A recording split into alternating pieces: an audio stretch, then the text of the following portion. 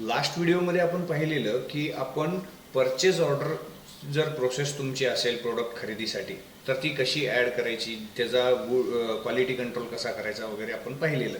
पण आज समजा काही वेळेला असं होतं की तुम्ही डायरेक्ट खरेदी करून आणता आणि खरेदी करून आणल्यानंतर त्या प्रोडक्टला सिस्टममध्ये ॲड करायचे. मग तिथं परचेज ऑर्डरचा काही विषयच येत नाही, डायरेक्ट खरेदी झालेली आहे ऑलरेडी.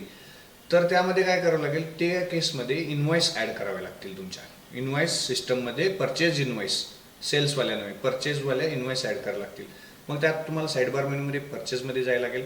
परचेज ऑर्डर आपण बघितलेली आहे, add purchase invoice third option आहे बघा, त्याच्यावरती क्लिक केलं मी आणि मी म्हटलं माझा मॅन्युअल इनवॉइस ॲड करायचं आहे. त्याच्यावर क्लिक केलं, तो तुम्हाला विचारेल कोणता सूर्या सेल्समधनं परचेज आहे. परचेज इनवॉइस नंबर समजा ही आहे, तुमची डेट कोणत्या ब्रँचला ती तुम्ही टाकली.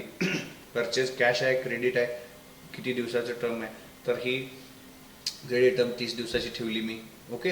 आता प्रोडक्ट तुम्हाला इथं सिलेक्ट करावं लागेल. इथं ड्रॉपडाऊनमध्ये क्लिक केलं तर तुमच्या लक्षात येईल की तुमच्या सिस्टममध्ये जे काही प्रोडक्ट आहेत तिथं दिसायला लागले. मी इथं HP लॅपटॉप यांच्याकडून खरेदी केला. एक क्वांटिटी डिफॉल्ट आहे, त्यांनी सगळं कॅल्क्युलेट करून इथं सगळं दाखवलं बघा की 42,000 रुपयाची परचेज आहे. ठीक आहे. तर तुम्ही परचेज प्राईस तुम्ही 42,000 ऑल इन्क्लुडेड टॅक्स आहे, तिथं तुमचा समजा निगोशिएट करून 41,000 केलं असेल तर तुम्ही ते 41,000 इथं टाईप केलं तर बाकी सगळे कॅल्क्युलेशन त्यांनी आपोआप केले. स्कीम काय असेल, मी 10ला 1 त्यांनी पण दिलेलं आहे मला, तर इथं 10ला 1 केलं. मी तर क्वांटिटी तुम्हाला करावं लागेल 10, कारण टोटल क्वांटिटी 11 होणार आहे. ठीक आहे. तर आता मी काय करेन, 10 आपण हे बघितलेलं आहे, इथं आपण काय स्कीम घालायची नको ह्या वेळेवरती. 10 क्वांटिटी आपण इथून परचेस करतोय. GST BST सगळं कॅल्क्युलेट झालंय.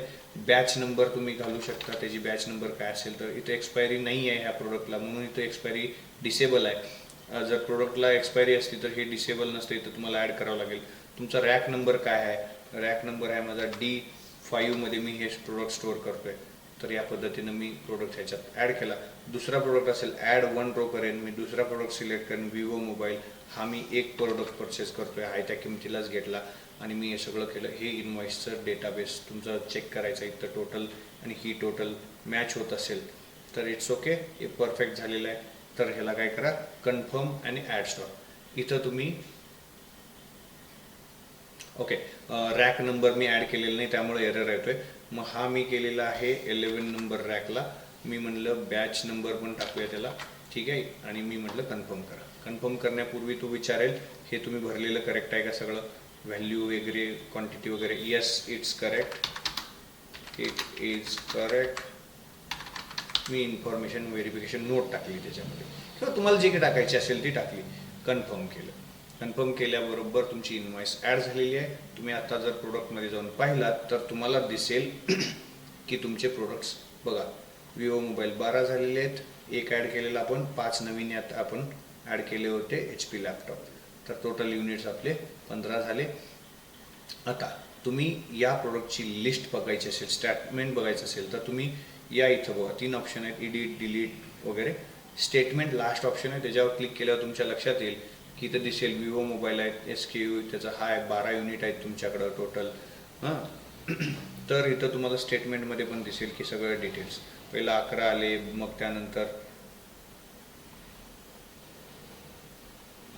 टोटल ट्रान्झॅक्शनमध्ये ते ॲडजस्टमेंट झाली, परचेज ऑर्डर आली, त्यानंतर मग परचेज कंप्लीट झाली. आता टोटल ट्रान्झॅक्शन म्हणजे इकडून तिकडं झालेल्या गोष्टी असतात. पण स्टॉकमध्ये माझ्या किती आहेत, 12 युनिट आहेत. ठीक आहे. तर हे तुम्हाला इथं दिसतं आणि एकाने एक ट्रान्झॅक्शन इथं सगळं मेन्शन केलेलं आहे. क्वालिटी कंट्रोलमध्ये गेला, त्यानंतर इथं गेला, टोटल तुमचं सगळं मेन्शन केलेलं असतं या स्टेटमेंट्समध्ये प्रत्येक वेळेला. समजा तुमचे 2-3 ब्रँच असते तर स्टॉक ट्रान्सफरला तुम्ही क्लिक करून या लोकेशनवर तुमच्याकडं एवढे आहेत, दुसऱ्या लोकेशन तुमचं इथं नाही आहे असतं तर इथून तिकडे ट्रान्सफर केलेला रेकॉर्ड पण तुम्ही इथं मेंटेन करू शकता. तर या पद्धतीनं परचेज इनवॉइस तुमची सिस्टममध्ये ॲड करता येते.